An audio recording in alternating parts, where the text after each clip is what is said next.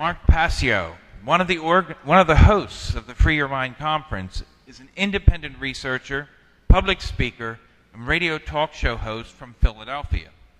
Mark has undertaken the task of assembling massive amounts of research in the areas of metaphysics, occultism, spirituality, symbology, and consciousness studies. In 2007, Mark began presenting this information in the form of a unique lecture series entitled What on Earth is Happening?, with the intention of bringing the implications of this body of knowledge to greater public awareness. In 2010, Mark began hosting his own weekly talk radio show called What on Earth is Happening?, which is broadcast live every Tuesday evening and simulcasted in part on Oracle Broadcasting as part of the Intel Hub radio show. Mark is a passionate, compelling, and absolutely focused speaker, and his presentation this evening will indeed free your mind. Ladies and gentlemen, Mark Passio.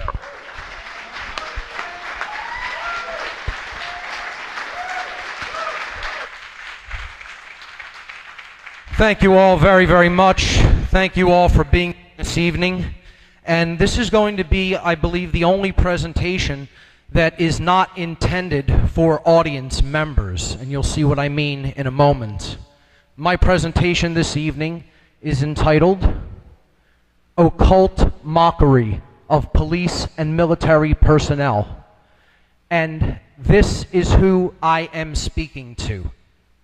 Okay, the audience will get much from understanding this knowledge, but I am directing this to the police and the military of every country on this planet. George Orwell, author of the book 1984, said, "If liberty means anything at all, it means the right to tell people what they do not want to hear." So this information may be a bit unpleasant, but I would hope that most will not go into this modality, which I call emotional mind control. And this is responding to information which makes one feel unpleasant by rejecting the veracity of that information. And that is a very, very powerful form of mind control. Because something may make you feel bad does not mean that it is untrue. Kierkegaard said there are two ways to be fooled. One is to believe what isn't true. The other is to refuse to accept what is true. There is such a thing as truth. It exists. We can come to know it. And these are the only two reasons that humanity suffers, that we undergo self-inflicted suffering, is because we either believe that which is not true or we refuse to accept that which is. This information is occult. It has been occulted from the view of most people.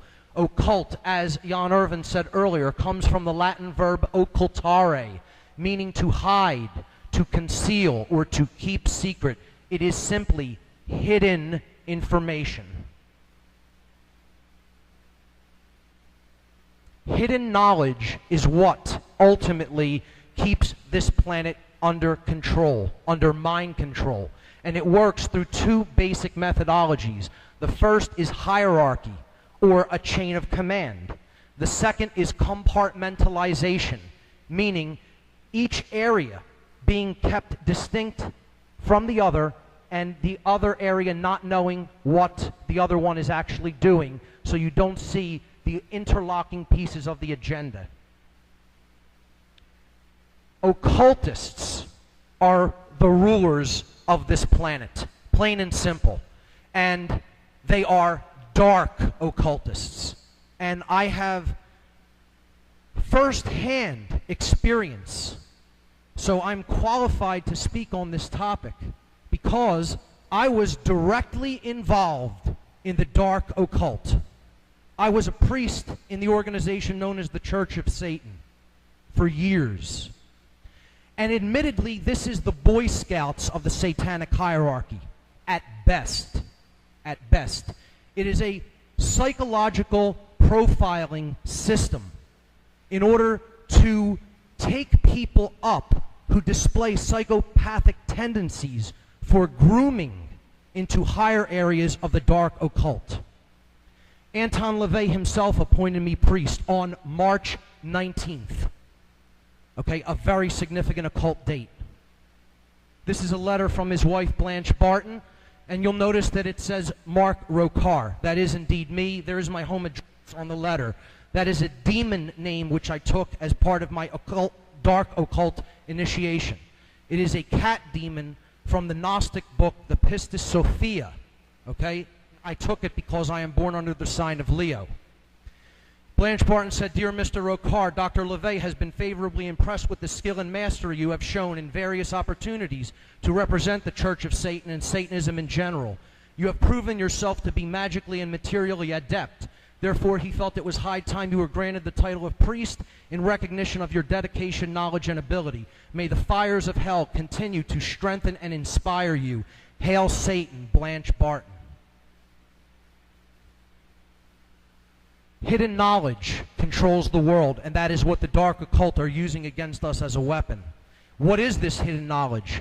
Ultimately, it is knowledge about nothing else at the deepest core fundamental level but the knowledge of who we are. Our consciousness and how it works. And these are the three modalities of consciousness. It has been called mind, body, spirit. But it is indeed our thoughts, our emotions, and our actions. That is the true Holy Trinity of consciousness. And it is all about us. That is the knowledge that they have occulted from sight. It is also the knowledge of how there are physiological expressions for these three modalities of consciousness, particularly in the brain. We have three complexes in the human brain. The first is the reptile complex, the R complex. This is responsible basically for controlling our instincts, our basic survival mechanisms, and motor skills. It is also called the brain stem, and this is the lowest consciousness part of the brain. We have a midbrain, which helps us to experience emotion, and that is known as the limbic brain, or simply the mammalian brain.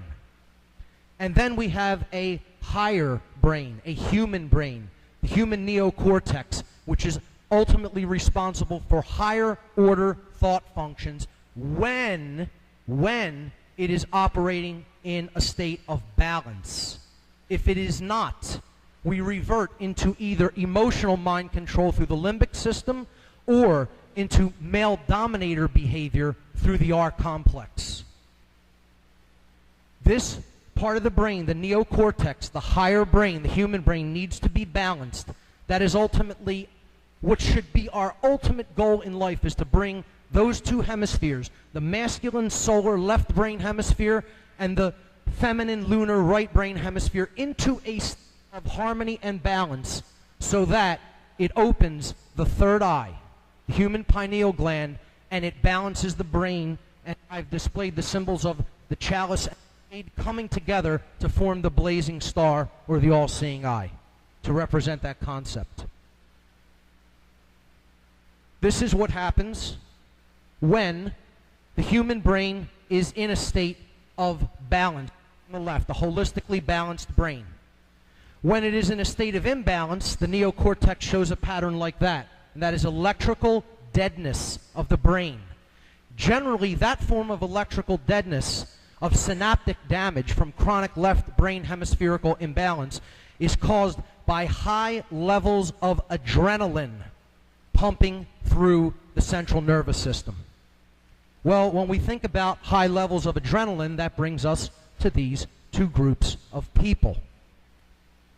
There is a lot of physical brain damage that has taken place. Make no mistake about it. And I'm going to talk about how the dark occultists who own these people, own them, feel about them, or as you will see, don't feel anything at all about them. As a matter of fact, they are the most mocked individuals on the planet. If you think that they have contempt for the general sleeping public, you haven't seen anything. They call the general public, dark occultists, they have two terms for people that I've only ever really heard them use. They call the general sleeping public the dead. The dead is what they refer to the public. Because their rationale for this is, if you do not have activated thoughts, activated emotions, and activated actions, therefore you are completely unconscious and therefore not truly alive. And therefore, we may treat you however we wish to treat you. If you think that's bad on how to think about someone, another living being, wait till you hear what they call these individuals. They call these individuals, and from first-hand experience, from their lips to my ears, they call these people our dogs. That is their name for the military and police. Our dogs. I have also sometimes heard them referred to simply as our pets. This is what they actually think of these people, as human pets. Human pets is how the dark occultists view the military and the police. And that can make you as uncomfortable as it gets, but that is the case. That is the truth. In this presentation, we're going to look at occult symbolism, but it's not going to be as overt as this. Now, this is a U.S. naval base at Coronado Island, San Diego, clearly showing the symbolism of Nazism. And this is the reversed swastika as seen from above. The SS, the symbol of the Schutzstaffel. Okay? We're going to look at symbolism that's a little bit more veiled than that and harder to see unless you're initiated into the occult, particularly the dark occult. The pentagram, okay? It represents the 5 elements, earth, air, water, fire, and spirit, with the 5th point, the 5th element, spirit, raised to the most significant position, meaning that it needs to be in ultimately superiorship above all of the other elements of nature. That is the cosmic source from which we all come. And you can see it has Stargate symbolism there on it, which we're going to talk about. The ancients would often depict the pentagram with a man or a woman with its head at the top representing spirit, and then its extremities at the other 4 points representing the other elements. And this is a pentagram in its proper aspect and in balance, representing a person who understands their divine nature. This is the satanic pentagram, and this is the official sigil of the Church of Satan. It is an inverted pentagram, and I'll not use my own words to describe it. I'll use the high priest of the Church of Satan's words. This is from Anton LaVey, founder and high priest of the Church of Satan, from the Satanic Bible. The Baphomet, which is what that emblem is known as, represents the powers of darkness combined with the generative fertility of the goat. In its pure form, the pentagram is shown encompassing the figure of a man in the 5 points of the star, 3 points up, 2 pointing down, symbolizing man's spiritual nature. They're telling you right there, they understand we have a spiritual nature. They know this. They know this, okay, but they propagate the exact opposite of it. In Satanism, the pentagram is also used. But since Satanism represents the carnal instincts of man, or the opposite of spiritual nature, the pentagram is inverted to perfectly accommodate the head of the goat. Its horns representing duality, thrust upwards in defiance. The other 3 points inverted, or the Trinity denied. And that Trinity is not the Christian Trinity as it is commonly known, but it is indeed our thoughts, our emotions, and our actions, which the dark occultists seek to suppress at all times. 3 of them, to keep in a state of deadness. Now, let's look at where the pentagram is used in military and police symbolism. The first and most obvious is the U.S. Army, which its sigil, its emblem, is simply a giant star pointing upward. The star pointing upward, in its proper aspect, represents sovereignty, self-ownership, as Larkin Rose so eloquently explained. This is being your own master, you're controlling your own destiny in life. not taking orders from other people, not having anyone else lead your mind or your actions or your behavior. And you're not going to get that in this institution. You're going to get the exact opposite of that. But they're putting that symbol there as the symbol of that institution to convey the concept of sovereignty in proxy. This is how symbolism works.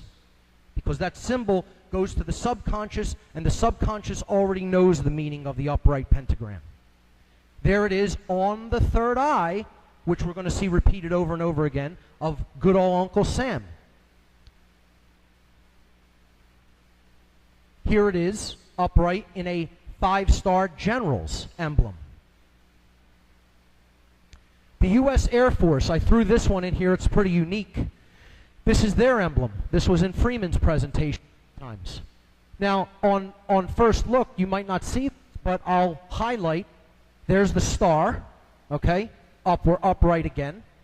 But if you color the different components differently, I think you can see a different shape comes out. And that is indeed the face of a demon. I don't know if you can see that there, but it's an angry, scowling demon with, you know, its eyes slanted downward. And indeed, that is what the Air Force basically acts like. They swoop in from above. That's similar to the face of an owl as well, a scowling owl, which is also another dark occult symbol. Here's the inverted pentagram on the Victoria Police's logo. Now, whose right are they upholding? The people of Victoria, or are they upholding the British Crown? Well, I think you can tell because the British Crown is in the superior position. And that is who they're serving, not the people.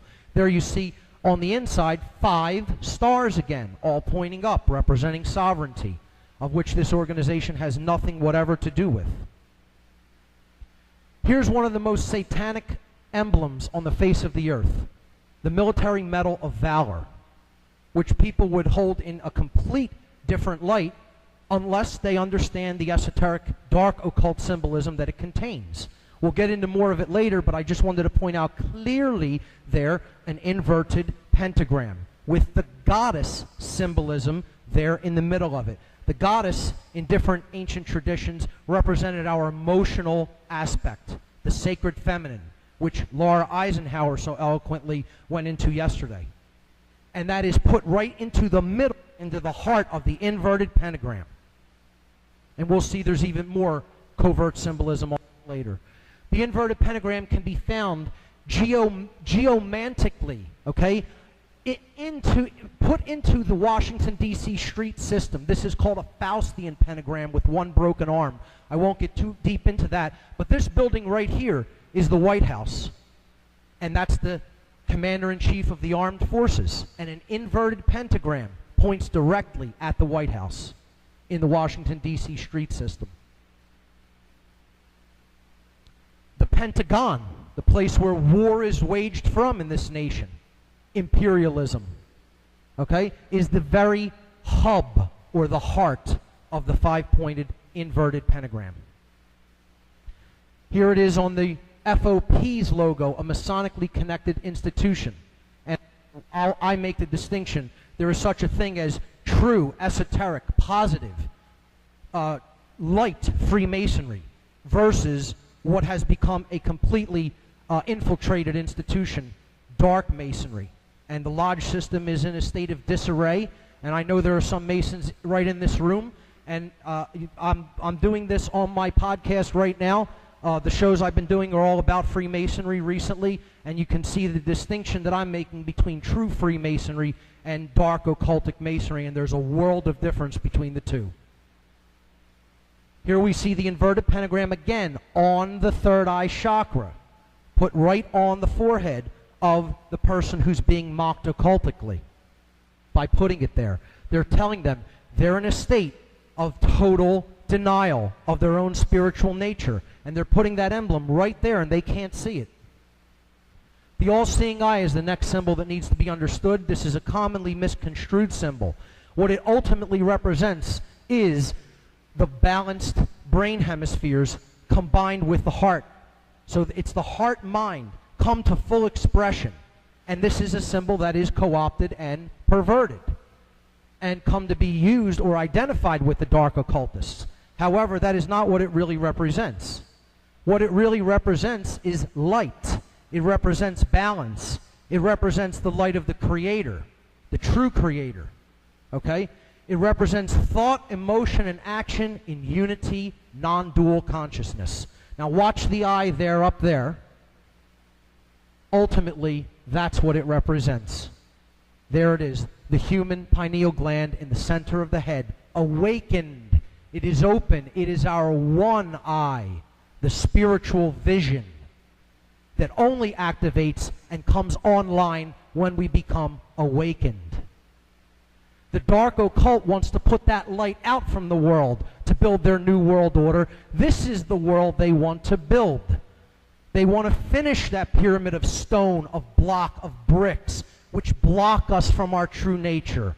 They want to build the world of darkness with no light in it, where they rule from the shadows. And they have all the light in a state of disconnection with everyone else. So this is a dual symbol, and it needs to be understood as such. We need to bring that light to fuller manifestation in the world, to get rid of all the blocks, and to bring that light down so that it joins up with the earth, and we can complete the one true great work of truth, love, and freedom. So that is the all-seeing eye. Let's see some examples of it. The first place, obviously, where that sigil comes from is from the $1 bill. Again, identifying it with unity consciousness. The word money is right before our face every day. Billions of people say this word, and they never have actually simply split it in two. The one eye. Mono and eye. And they're identifying it with the true one eye, and they're giving it to us again in proxy. And we'll look at how the color green is used in connection with money. Okay? This is the most powerful force driving mind control. This is the ultimate form of mind control. This is what people do dark occultist bidding for. It is the most powerful religion of this world. I have often called it the one and only religion. No matter what religion somebody is, they believe in this. It is the most powerful God of this world. It has taken the place of the true God of creation. Just like in They Live, the hero looks at money without his sunglasses where he can see in an awakened state, and he just sees a $1 bill. But put on the glasses, what does it say? This is your God. Let's look at the frequency aspect of this whole system of control through symbolism, which we'll see come up over and over again.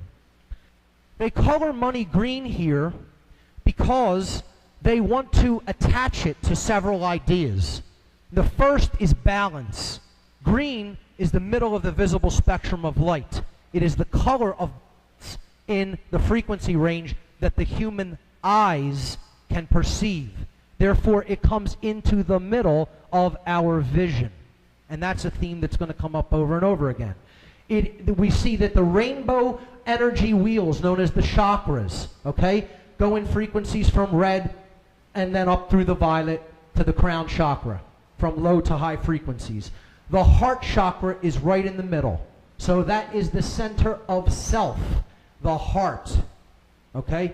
And it's colored green. And interestingly, the Anahata chakra is a six-pointed seal of Solomon, the blazing star, which we've already seen. There it is. Green is the color of nature. Nature provides this color in the greatest abundance because this planet is attempting to love us. And we return it for money and for the jobs that we feel that we must do with rape. That's what we return the planet's love with in general. But green is the center of nature, in addition to being the center of self. It is also, as we've already seen, the center of consciousness, the balancing of the blue frequencies of the right brain with the red of the left brain, which is why I colored those that way. This is why they use the color green for money, to represent balance, to represent enlightenment, to represent love, to represent nature, and it's none of these things and never will be, because it's a figment of your imagination. It does not exist in nature, just like government does not exist in nature.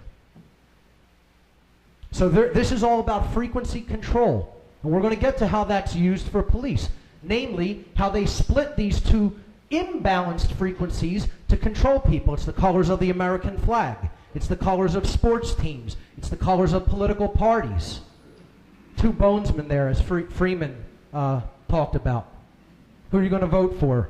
They're both Skull and Bones members. So, look at the frequencies that are used with police. No, green, red, and blue.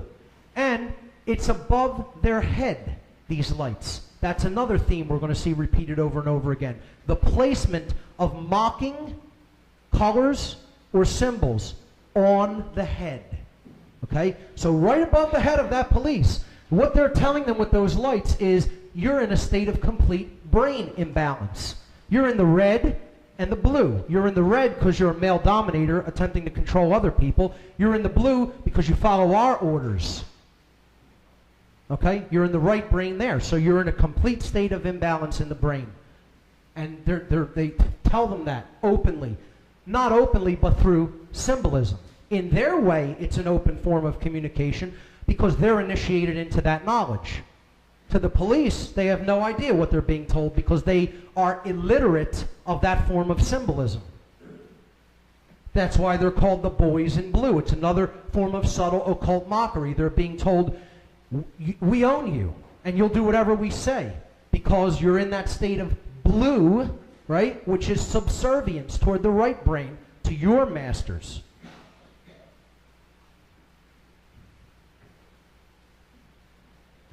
The hierarchy system works through the secret society networks. This is also why the Blue Lodge degrees are the only 3 degrees in general that Fraternal Order of Police members move up through. This is called porch masonry.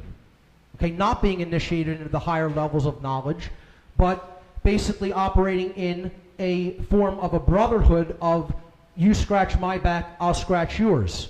If crimes are committed, we'll cover them up for each other, etc., and so forth.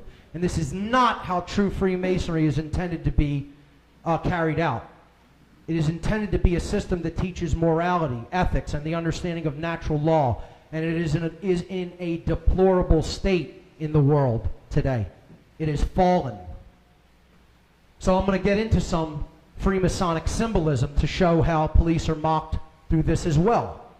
This is the first degree tracing board of the entered apprentice degree.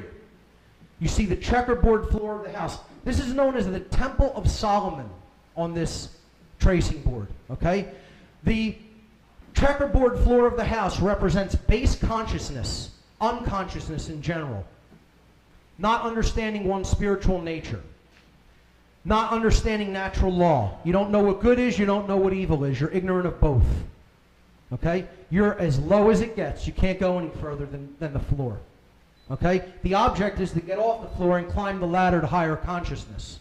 And that is accomplished by balancing the left brain hemisphere, represented by the solar symbol, the sun, that's the pillar of Jachin, and the lunar feminine consciousness, which needs to be integrated to provide that balance or synthesis, the union of opposites, ordo ab chaos. Okay? So, when one does that, they transcend duality, and they reach the middle pillar, which is called Jacob's ladder. The right-hand pillar is called the pillar of Boaz, the lunar pillar. When you transcend the duality, seeing the world as us versus them, then you can climb that middle pillar, and not a moment until. That's when you're granted access to the ladder to climb the middle pillar.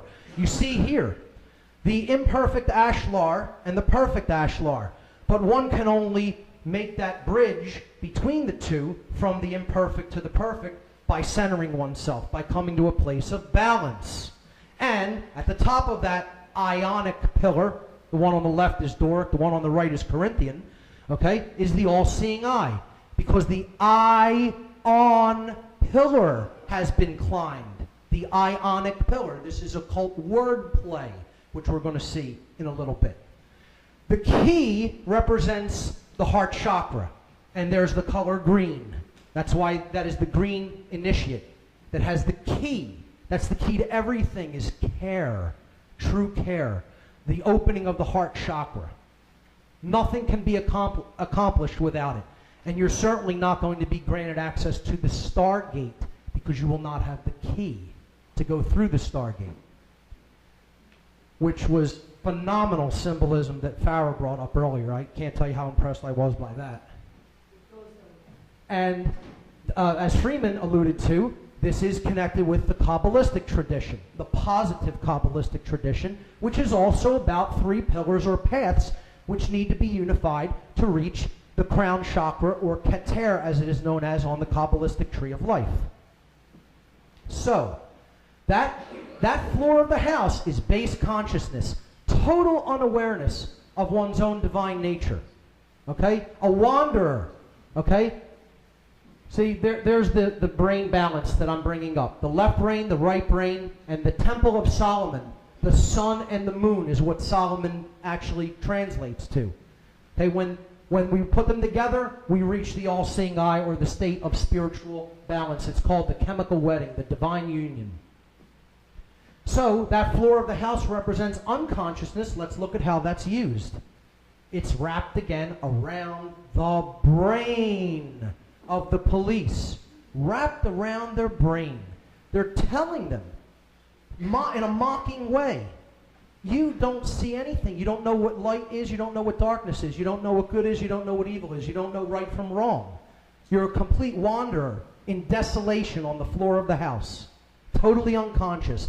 And they're telling them that their brain is in a state of that kind of imbalance, in disarray. And they put the other symbols on the third eye chakra. The hypercube is one of the most occulted symbols in all of occultism. And you don't reach the understanding of the hypercube unless you're initiated into some tradition. Okay? It's very difficult to even get information about this symbolism unless you actually belong to some form of an occult institution. The hypercube represents a prison. This is prison symbolism. Okay? The inner cube represents the spiritual or divine nature, and it is imprisoned in the physical world. Now that's a worldview. Okay? This is what this worldview is attached to this symbol in dark occultism. I'm not saying that the entire physical universe is a prison. I'm telling you that that's how dark occultists use this symbol. Okay? So this is everywhere, actually, the hypercube. In my research for doing this presentation, I found it everywhere. And there were many examples, so this will be a little bit of a longer section. This represents dimensions or densities. 0D is the point. We extrude the point for 1D, we get a line. We extrude the line and we get 2 dimensions. We extrude the plane and we get 3-dimensional space. But then what happens if we try to extrude a cube? Well, this is what the extrusion of a cube looks like, depicted in a 2-dimensional projection. And that's another way of looking at the hypercube. Okay? That's 4-dimensional space-time. Okay? This is what the hypercube looks like if you visualize it in 3 dimensions. An ever-rotating prison of sorts. Okay? It always morphs into itself and never goes anywhere. Okay? This is a piece of dark occult symbolism. It is not just only used in a dark occultic way, however. Okay? But I'm just explaining, this is the mindset that dark occultists see and use this symbolism in. All right? There's the 3D model and the 2D projection, which looks like an octagon in the 2D projection of the 4D hypercube.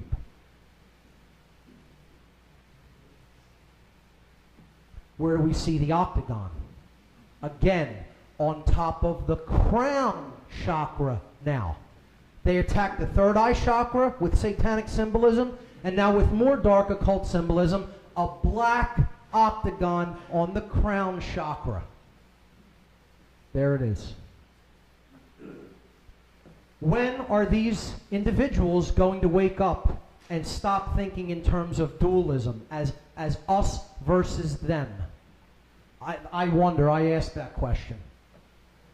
Now, another way of looking at the hypercube is 2 squares.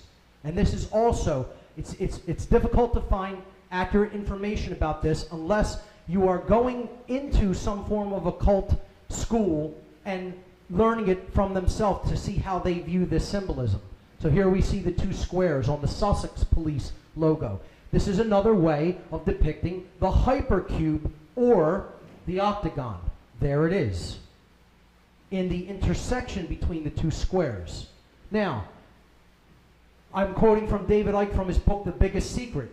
The double square, one square on top of another in any form, is more secret society symbolism. In the secret language of symbolism, one square on top of another means control of all that is right, all that is wrong, all that is just, all that is unjust, all that is positive, all that is negative. In other words, we control everything. And I got news for you. That does not mean the police control everything. The occultists who crafted this symbolism for the use by the police are telling the police that we control everything, including you. And where we see the double square on the third eye chakra once again. There's the octagon, combined with the floor of the house. There it is again. Once you start to see it, it's everywhere. There it is again. But you have to, and there it is combined with the floor of the house again. Mocking these people brutally, wordlessly, because they know nothing of occult symbolism. Hell, they know they've barely read a book in their lives, let alone understand anything about the occult. And I'm sorry to say that, but it just happens to be the case. You know, no study of self, which is the only thing knowledge really worth having. Here we see in the second commando unit, the double square again, very clearly seen there. Here is an octagonal patch of U.S. Army forces, okay, right in the center of the hypercube or octagon.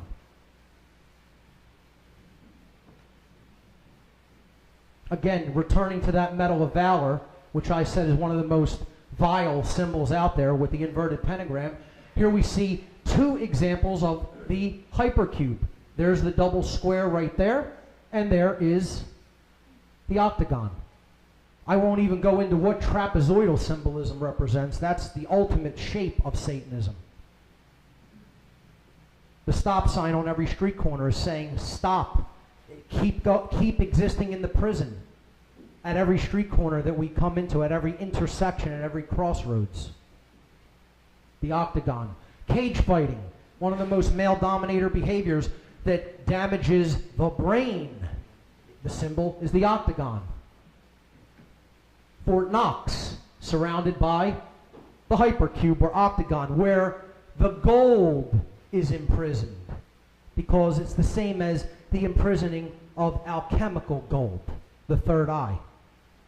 See, what happens in the spiritual is reflected in the physical. Not that that gold actually holds any intrinsic value. In 1984, the movie, patterned after the book by Orwell, there's the hypercube, representing totalitarian control. We control everything. How many more examples would we need? Let's get into words, because words ultimately control the world. If we don't understand how occultists use words through what's known as green language, which you can only really understand if you've balanced the brain hemispheres, this is occult wordplay. We look at the word police, break it in half. Pole ice. Okay, so pole ice. Right? Pole ice. They're referring to the middle pillar. This is dark Masonic mockery. If you're being called pole ice, well, what does that mean? That means you're acting as an agent on that middle pillar that is preventing anyone from climbing it. Try to climb an icy pole. See what happens.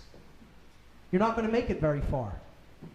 And that's why we're not really making it very far. We're stagnated. And the stagnating force, this is what these people are being used to do, to stagnate the spiritual evolutionary development of humanity, and they don't even know that. pole eyes, they're being called. The identity in a state of duality. Okay?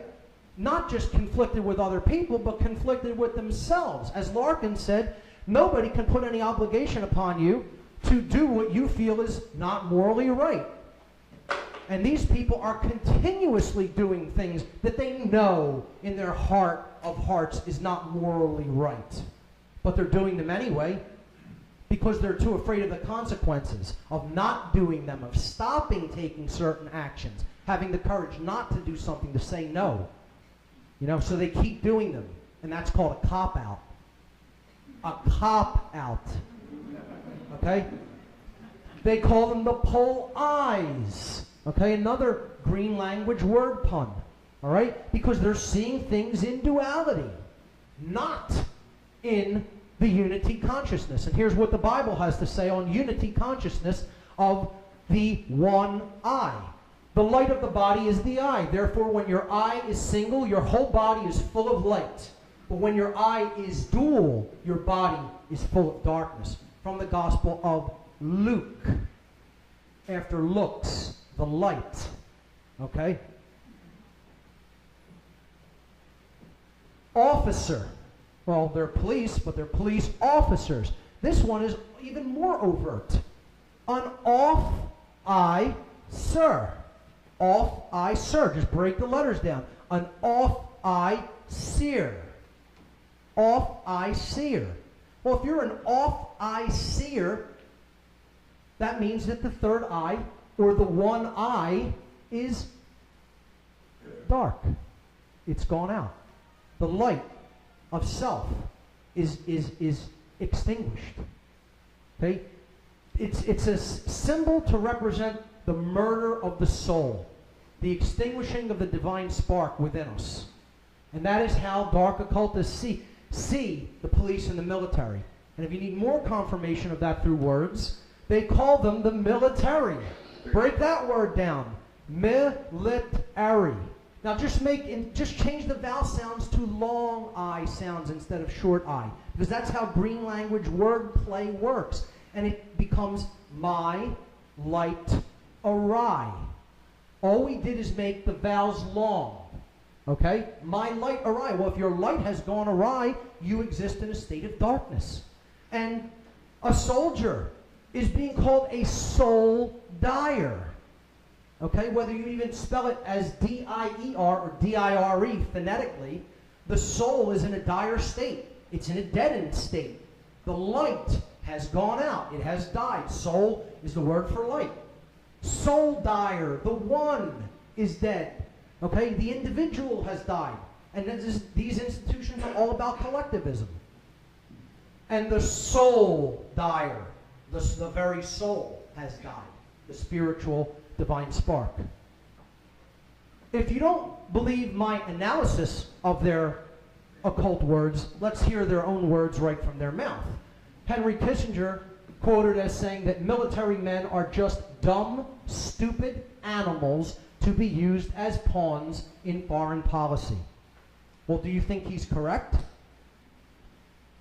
They're only too happy to take their puppets, who they pull the strings of and make them dance however they wish them to dance, because they're very ill-educated about their own consciousness and their own health and state of well-being and what things are really going on in the world. They don't really pay attention, and so they can be made to dance on strings like puppets. And I want them to hear this. This is going online, and it's directed directly at them. I'm not even addressing this audience with this presentation. I'm directing the police and military and telling you this is what your owners think of you. Because I've been around them. And I saw the light and came out of that level of duality consciousness. And that's why I'm trying to explain this to others.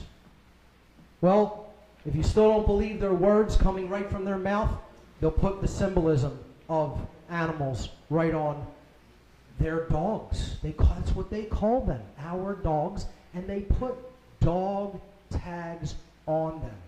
And that's painful. I understand that's a painful thing to hear. We all have members of our families who have once been in the military or the police.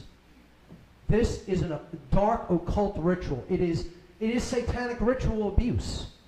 That is what this is, except it's done through symbolism. Okay, gematria, occult numerology. The numbers 777 and 666 need to be understood. And then we need to understand a bit about gematria. Okay? 777's meaning in occultism is mankind in unity consciousness. The three digits represent thought, emotion, and action. And 7 means the state of activation, unification, or completeness. So 777 in occultism, in occult numerology, means thoughts, emotions, and actions activated, unified, and complete. This is why the number 666, 6 being the state of incompletion, and Freeman went into that, the Vav character and the number 6, in connection with the V and the W, okay?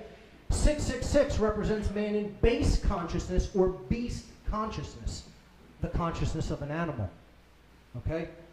Thought, emotion, and action in a state of inactivity or incompleteness, or in other words, dead. Now, we can reduce. I have a column here called reduction. Add the 3 7s together, you get 21. Then add the 2 and the 1, and you get 3. That's called gematria reduction. You're going to reduce to one digit instead of 3 or 2. Add 666 together, you get 18. Then add the 1 and the 8, and you get 9. Okay, so these two numbers are significant in the occult. Again, 3, the divine triangle, the Trinity, thought, emotion, and action. Well, what does 9 represent? Again, don't take my words. Let's hear from our good buddy, Mr. Anton LaVey, High Priest of the Church of Satan, who is no longer with us. He died back in '99. 9, the number 9, despite others' attempts to identify a certain number with Satan, it will be known that 9 is his number. 9 is the number of the ego. For it always returns to itself, no matter what is done through the most complex multiplication of 9 by any other number. No matter what is done through the most complex multiplication of 9 by any other number, in the final equation, 9 alone will stand forth. And we're going to see what he means by this. This is quoted from his book, The Satanic Rituals. And again, this is Cub Scouts of Satanism compared to where it goes. Okay? The properties of 9, which represents ego and base consciousness. The column to the left is the addition properties of the number 9 in arithmetic. No matter what number you add, grab my laser pointer. No matter what number you add to 9, okay, after the reduction of the addition, you return to the same number. 1 plus 9 is 10. Add the 1 and the 0, you get 1. You can do that with any series of numbers, and it will always return to itself. This occultically means that adding ego to anything changes nothing. You cannot create change through ego. 9 times anything, the multiplicative properties of the number 9, always returns to 9, which is what LaVey was saying in the last quote. Okay, anything you multiply 9 by, you add the digits together, you will return to 9. This means when ego is multiplied, you only get more of the same thing. Again, no change results. Now we understand why it is equated with the number of the beast.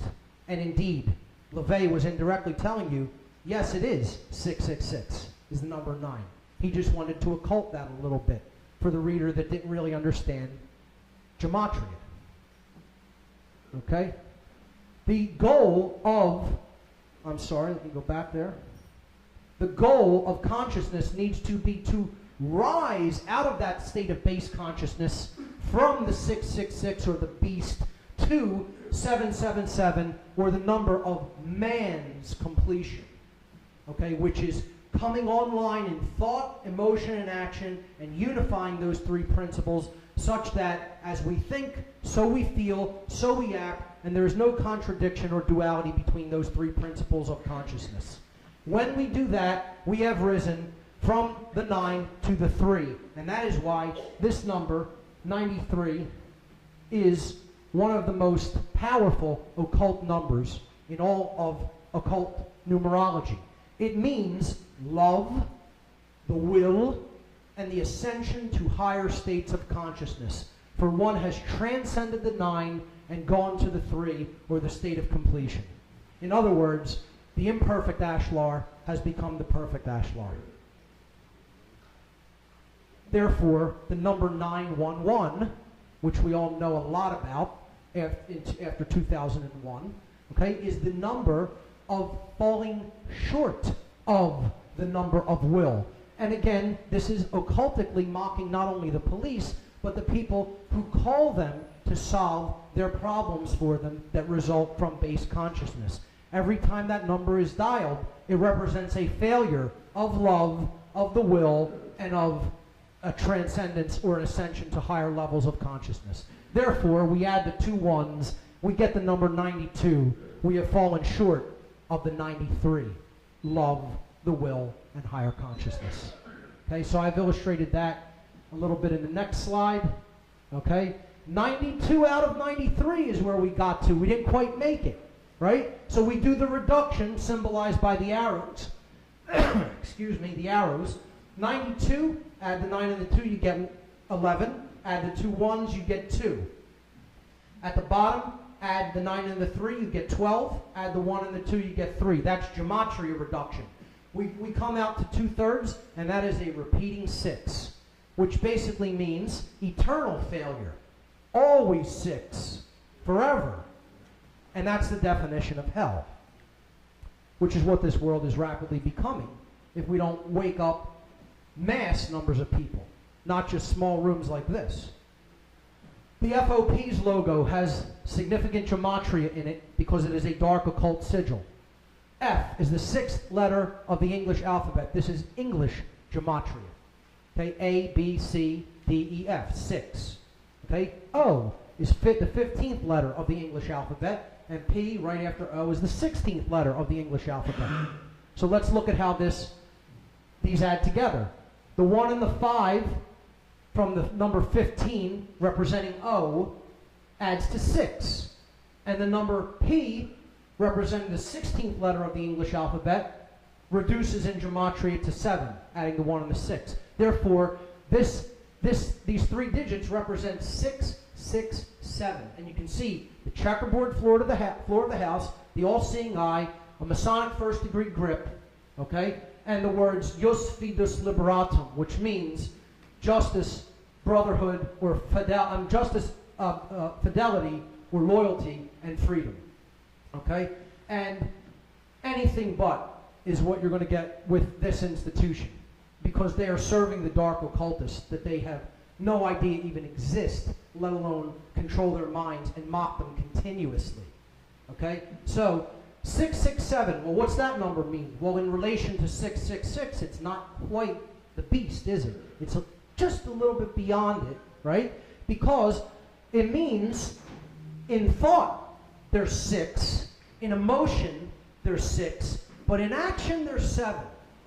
That means that they're acting without thinking or feeling. Acting without thinking or feeling. That sounds a lot to me like just taking orders and not caring about what the results of those orders are.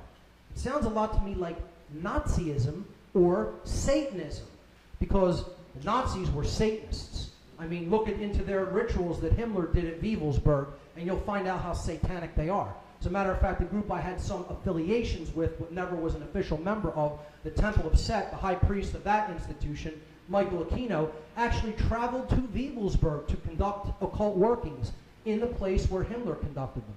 He loved this guy. He thought Himmler was the greatest thing. He actually owns a dagger from Himmler.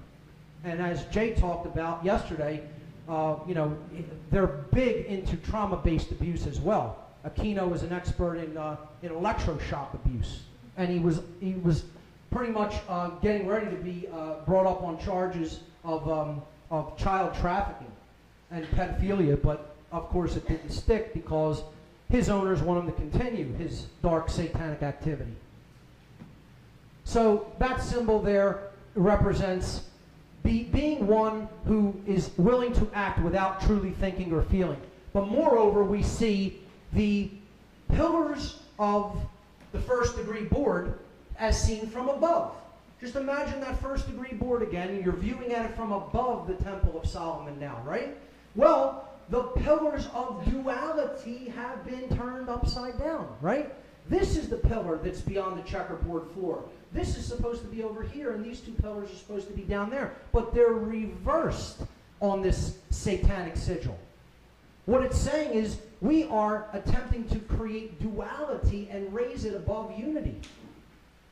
That's a difficult one to see for people because you have to visualize those three pillars and then three-dimensionally turn that board, turn those pillars upward. So if there is one pillar here and there's two over there, right, you're going from unity toward duality. When there's two out here and you're going backwards like this and there's one in the back, you're transcending duality and traveling toward unity. So what's being said here is we are raising in the superior position the concept of duality above unity consciousness. And that is indeed what the police represent. There it is. Why do they continue to behave as such, these institution members? These institution members.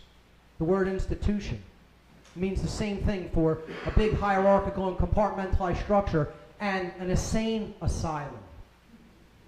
Another word play, right? Because they're in oppositional consciousness. And the word opposition is connected with dark occultism. The word Ha-Shatan is where we get the word Satan. It's a Hebrew word originally. Ha-Satan is written there on the right in Hebrew, and it means adversary or opposer. That's the root of the English word Satan. Simply oppositional consciousness in which one acts without thinking or feeling is the hallmark of the ego gone completely haywire, and that's called Satanism. That's the religion you serve, whether you understand it or not. If you exist in that mindset, you are a Satanist. And I know I'm not addressing anyone in this room, but I am addressing people who will be seeing this on many video websites and on the Free Your Mind Conference website after the event is completed. Because I don't exist in that state of oppositional consciousness or fear. I'm putting this out there no matter what it means, because I know my divine nature. I know what I'm here to do. I know who I am. And I'm not afraid of anybody or what they could do to me in this three-dimensional reality. They also act the way they do because they're under bombardment from different poisons, namely from food, which we talked about today a little bit, from drugs and medications that they don't need, and the satanic pharmaceutical cartels propagate continuously. Never look for a cure, only look to treat symptoms and imbalances. You know, the media you take in is just as important as the food you eat or the water you drink. We all know that in this room, but, you know, again, the people, unfortunately, who are doing these dark occultist bidding in these institutions, sadly, you know, this is the kind of poison stream they drink from. They plop down in front of the television, they're reading the newspapers, they're going deeper and deeper into mind control because they don't read. Jan Irvin likened the word liber in Latin, which is the word for book, and the root of liberty, freedom. Freedom and reading go hand in hand, and they cannot be separated from each other.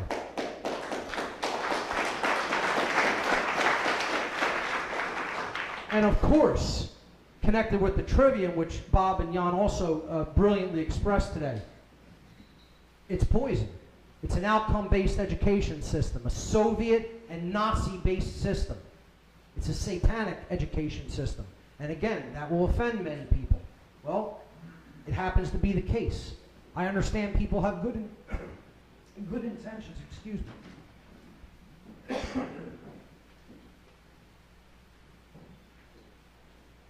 I understand people have good intentions for why they become involved in the institutions that they do, but you know the phrase that the road to hell is paved with good intentions. Check. Is it out? You don't need a mic. Yeah. Probably should have just done that from the start, right? I'm allowed now. Okay. How much time do I have? About 15 minutes. Beautiful. I'm sorry. Okay, you got it, you got it. Hello, check, check. Yep. I apologize, folks. Check. Great. All right, I'll try to back off a little because I know if I hit you with that, I'll hurt some people's ears. Okay. So the education system has become a poisoned stream as well, and they've all been indoctrinated. Indoctrination. It's another word for training. And we don't train people. We hopefully try to educate people, but we train animals. You know, that's what they're being done when they go to basic training. Another form of mockery. Jefferson, regarding education and indoctrination, said that if a nation expects to be ignorant and free in a state of civilization, it expects what never was and never will be. You cannot be ignorant and free. These are the antitheses of each other. Okay? That's a complete oxymoron. Ignorance and freedom do not exist in a state of simultaneous existence. Another reason why this country is going into bondage, if we don't wake up and stop being hoodwinked. Hoodwinked is what these people are. They're blindfolded, and we need to be the purveyors of light to take this information out, to understand it well enough that you can rationally and logically explain it to another person. And I know that is a little bit difficult without firsthand experience in the way I've been blessed to have. I don't look at my experience in the dark occult in hindsight as something that was horrible. I look at it as something that was a blessing because I learned so well the dominators of this world's mindset, the psychopaths that run this place, this insane asylum. I understand their mindset probably better than most people on the planet. And I'm going to bring them down with it.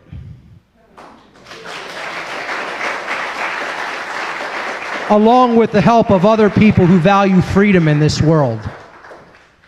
So the idea here is to stop allowing someone else to control your actions when it conflicts with what you know deep in your heart to be right. And I know most people are in that state of consciousness who are in this room, but again, I emphasize I'm addressing the people who are in these control-based institutions. Because this is what they're doing in the world. This is what they're being made to act as. Okay? And they claim that they come as liberators, but they're acting as Natural Resource Liberation Incorporated. What a great graphic that is. And sadly, this is a very difficult image to look at, but this is also what they're being used to do. Torture human beings and traumatize them into even lower states of consciousness. They're being used to take away natural inherent rights, which we all have as sovereign beings. We are all sovereign beings. And we don't need to ask anyone for our sovereignty. We are sovereign. The end, full stop, period, nothing else after it. We are sovereign. That means I own me, you own you. The end. That's it. That's all you really need to know. But these people are attempting to subvert other people's natural sovereignty and take away free speech and freedom of assembly. This happened right here in this state less than 2 years ago. Right in Pennsylvania, in Pittsburgh, PA, during the G20. Freedom of speech was completely assaulted in the Commonwealth of Pennsylvania. A disgrace what these people did in the name of just having been given a little bit of power over their fellow man. You know, because someone told them that they have that right. And they don't have that right, but this is all it really equates to. Because the person really doesn't have self-respect at a deep level. They feel inadequate. And it often derives from a couple of things. How they've been treated as when they were young. The conditions they grew up in. You know, there are influencing factors. But I say there are no cop-outs. No cop-outs for that. Julian Huxley, a eugenicist, said this statement.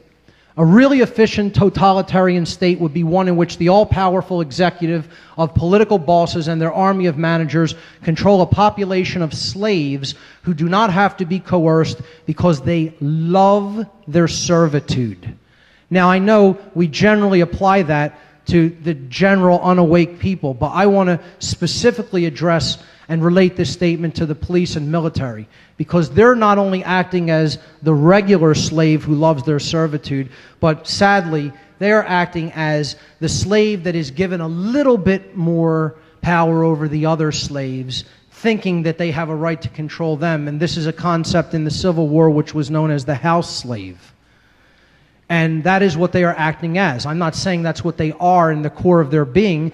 I'm saying that is the role that they are playing and falling into because of the level of mind control that they are under through the belief in authority.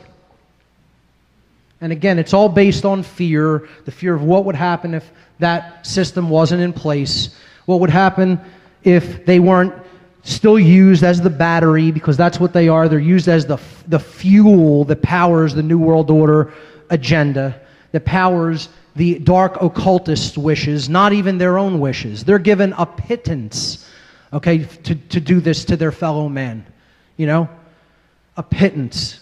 And they take it because they feel superior. They get this illusionary sense of power over other people. And they have no power over anyone and never will. They just believe, they have an erroneous belief that does not exist in nature. It does not exist anywhere, this concept of authority. Thank you. So they are acting in this role. Here you see this hierarchical system that is a symbolic representation of the world that we live in, okay, with the elite at the top saying, "We rule you," and ultimately the power of the one God of this world, which is the monetary system, which is what everybody does these immoral activities for a paycheck, and not a very good one at that, even by monetary standards, okay? And that's the proxy, again, for balance and awakening and the true sovereignty and the true spiritual nature, which is what everyone truly, really wants and desires more than anything else, is to come to that full expression of light and awakening. And that's why they take advantage of that and put the frequency of balance and the symbols of balance on that money, because they're trying to position it in proxy as the true God of creation. That's why it's depicted there at the top. And don't get it twisted and think that I'm some kind of a socialist because I'm saying money doesn't exist. That's another form of control. They're two sides of the same coin. It's all about authoritarianism, the belief in authority, whether it's the belief in runaway capitalism that lets corporations and government do whatever they want, or whether it's allowing government to have all control of all resources and mete that out to whoever it deems is fit for them. Both of those things are systems of slavery and nothing more than that. So they position, well, underneath here you have the priest class, which is saying we fool you, and underneath that the military and police classes, which say we shoot at you, because they see things in a state of us versus them, and they're just living for the pittance that their masters above them dribble down to them. But the mass of people, of course, well, now you have the richer classes of people, you know, in the social strata saying we eat for you, but then all of the people, the general masses of people down at the bottom saying we work for all and we feed everyone. And this is the system of hierarchy and compartmentalization that we're currently locked into, but it's not going to be around for much longer, because this information is going to reach more and more and more and more people's eyes and ears, and it's not going to stop until this system is brought down.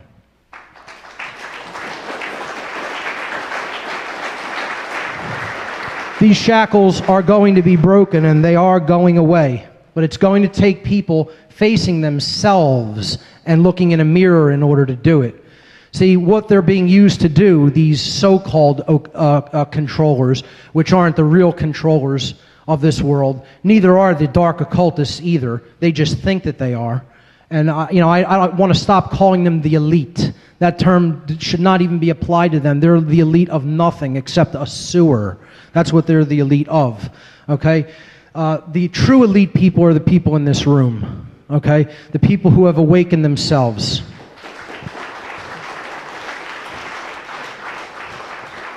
The dark occultists want to build this, a prison planet, a prison for souls. But we're not going to allow that to happen because we have a greater destiny than that. They want to build hell on earth. Vernon Howard, now I'm going to get into solutions in the last few minutes. Vernon Howard said, human sickness is so severe that few can bear to look at it, but those who do look at it will become well. Self-examination, self-knowledge is the ultimate answer to all of this. If we know not ourselves, we know nothing. The oracle at Delphi of the mystery tradition said, know thyself, and you will know the universe and the gods. Vernon Howard put it best. That's where the answer lies, by looking inward and looking in the mirror and understanding what we have allowed ourselves to become, by doing the bidding of other people who do not have our best interests in heart and who are actually psychopathic in nature and are just using people to enforce their agenda, which ultimately leads to nothing but death and destruction. And that's what the police and military are being used for. In plain words, that's it. Okay? The mirror is the solution. Nowhere else. No place outside of ourselves does the solution lie. It lies inward and only inward. Okay? And this all comes down to the concept of respect, which is ultimately what the people who are still in this institution, in these institutions, regardless of what their intentions may be, still lack at the deepest core soul level. Okay, respect comes from Latin. Re means again, and spectare is the verb to look at. They need to take another look at themselves, and that's the only way out is inward. Okay? I'll be wrapping it up very soon. Conscience must be developed. The unification of the left and right brain in harmony with each other, with the heart, or what I've called the heart mind. Okay, I haven't coined that phrase, but I've heard other researchers refer to it as that as well. The heart mind must be developed. And what conscience means is it comes from the Latin language as well. And I love how Jan broke down a lot of words in Latin, because I do this all the time as well. You know, language, we have to get down to the core of what words mean to understand how they're being used. Language is very powerful, and it's a powerful system of control. But once we know it, the meaning of those words comes up to the conscious level, and then we understand what's being said to us through the use of words. Con in Latin means together. Sciere, the verb to know. So consciere, or conscience, means to know together. This is the concept of common sense, of what is right and what is wrong. And we all have it deep down inside. It's just been conditioned out of some people more than others. Don't be a copy. A copy, another form of mockery. Don't be a copy. Be a unique individual and think for yourself. And I know I don't need to tell that to people in this room, but I'm looking at the camera when I say that. Stop believing in this concept, which Jan also broke down, the word government. From the Latin verb gubernare, to control, and mente, mind. Government means mind control. It means it in the word. If you believe in this concept, you are under mind control, period, the end. And it means responsibility. That's the ultimate solution along with respect. David Icke, I'll quote him. He said, accept responsibility for yourself and your actions, thoughts, and words. You alone make choices. You alone are answerable to the consequences of your behavior. The feeble excuse that your boss required it, the establishment expected it, holds no truth or justification. Responsibility means no cop-outs. What is the point of having principles if you allow others to dictate your behavior? At the end of the day, you will judge your performance and the contribution you have made to creation. It will not be based on what another expected of you or what you did because you felt trapped. There are no cop-outs. The people who think that they are in control have no right to do what they are doing, and the people who are acting as slaves, willing slaves underneath them, have no right to usurp the natural law of sovereign human beings on this planet. And it is not going to be allowed to continue for much longer. And the simple reason for that is authority is not truth. It comes down to two basic concepts, and here they are. Authority is not truth. It is a fiction that exists only as a construct in the diseased human mind and human spirit. The diseased human spirit. Okay? The truth is that truth is the authority. The sacred feminine, divine, Logos Sophia principle that was talked about yesterday. That is ultimately what the truth is. And that exists in the human heart. That is the authority of this world and nothing else. Once we understand that, those two basic powerful truths, that there is no such thing as authority and that the only authority of this world is the truth herself, then we will be truly free and awaken to our own divine spiritual nature. Only then will the chains of this world be broken, the shackles of this planet be broken, and only then will we walk out of this world hand in hand together and ascend the cosmic staircase to the divine light. And from that point forward, the stars are the limit. Thank you very much.